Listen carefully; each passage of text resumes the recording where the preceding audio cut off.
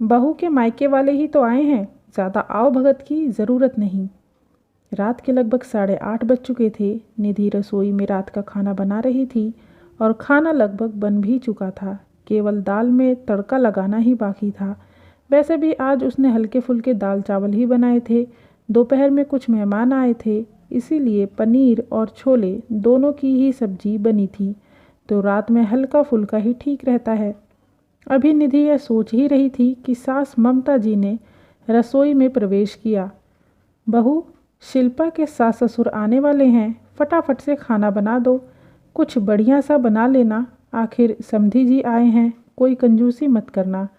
ऐसा ना हो कि कल शिल्पा को 2 बातें सुननी पड़ें। मैं सोफे के कवर बदल देती हूँ। निधि के जवाब की प्रतीक्षा किए बिना ही सास ममता जी बाहर चली गईं, क्योंकि वह जानती थीं कि निधि सब कुछ संभाल लेगी। लेकिन ममता जी की बात सुनते ही निधि को 10 दिन पहले की घटना याद आ गई और ना चाहते हुए भी उसका मन एक बार फिर से दुखी हो गया। दरअसल ममता जी की आदत है, वह अपने रिश्तेदारों का स्वागत बहुत ही अच्छे तरीके से करती हैं, लेकिन अक्सर जब निधि के घर से भी कोई भी आता है तो उन्हें उचित सम्मान नहीं देती हैं। जब भी निधि के घर से कोई आता है तो ममता जी अक्सर मुंह बना लेती हैं, कभी अच्छे तोहफे ना लाने का ताना देती हैं, तो कभी यह ताना देती हैं कि बेटे के घर यूँ रोज़ रोज़ नहीं आया जाता। कभी बची हुई मिठाई उनके आगे रख देती हैं, तो कभी कोई और ऐसी बात जो निधि को दुखी कर देती है। लेकिन पिछली बार तो हद ही हो गई, जब निधि के माता पिता अचानक बिना किसी पूर्व सूचना के आ गए तो ममता जी ने दोबारा खाना ना बनवाकर दाल को पानी डालकर पतला करने का आदेश दे दिया और दोपहर की पड़ी हुई सब्जियों में छौंक लगाकर गर्म करने को कह दिया। और रायते में तो वह खुद ही पानी डालकर चली गईं। केवल खाने पीने में ही नहीं, अक्सर वह अपनी बातों से यह बता देती हैं कि निधि के परिवार में से किसी का भी यहाँ आना उन्हें पसंद नहीं है। वहीं दूसरी तरफ अगर उनकी बेटी के ससुराल से कोई आता है तो 36 तरीके के व्यंजन बनाए जाते हैं, उन्हें पूरा सम्मान दिया जाता है। आज भी जब उन्हें पता चला कि उनकी बेटी के सास ससुर आने वाले हैं तो उन्होंने निधि को बढ़िया खाना बनाने का हुक्म दे डाला। हालांकि बाकी हर तरीके से ममता जी का व्यवहार निधि के प्रति बहुत अच्छा रहता है, लेकिन ना जाने क्यों जब भी निधि के परिवार की बात आती है उनका व्यवहार बदल जाता है। बस यही सब सोचकर आज निधि की आंख भर आई। कहते हैं कि किसी के सब्र का इम्तिहान नहीं लेना चाहिए, लेकिन शायद ममता जी यह बात समझ नहीं पा रही थीं, इसीलिए बार बार निधि के मायके वालों को अपमानित करके वह निधि को दुखी कर रही थीं। लेकिन आज न जाने कहाँ से निधि में भी हिम्मत आ गई। अपने आंसू पोंछकर वह हॉल में आई और सोफे के कवर बदलती हुई ममता जी से बोली, मम्मी जी, दीदी के सास ससुर कब तक आएंगे, क्योंकि खाना तो लगभग बन ही चुका है। अरे अभी तुझे बोलकर आई हूँ, इतना जल्दी खाना कैसे बन गया।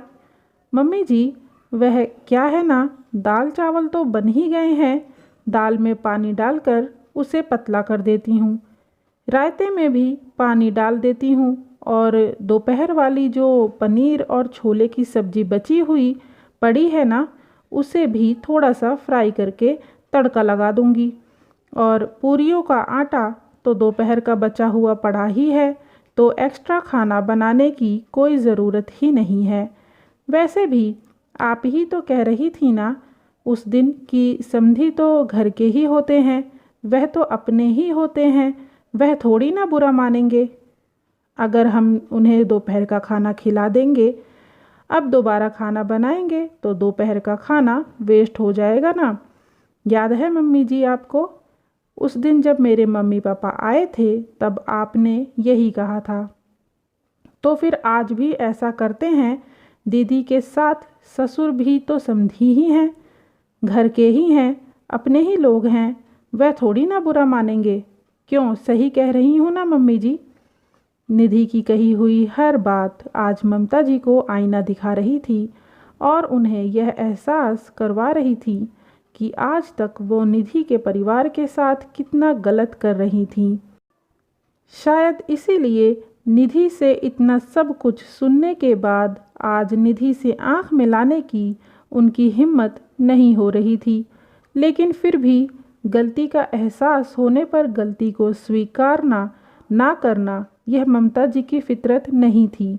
इसीलिए चंद ही मिनटों बाद उन्होंने चुप्पी तोड़ते हुए निधि से कहा, बेटा, सबसे पहले तो आज तक जो गलत व्यवहार मैं तुम्हारे परिवार के साथ करती आई हूँ उसके लिए मुझे माफ़ कर दे।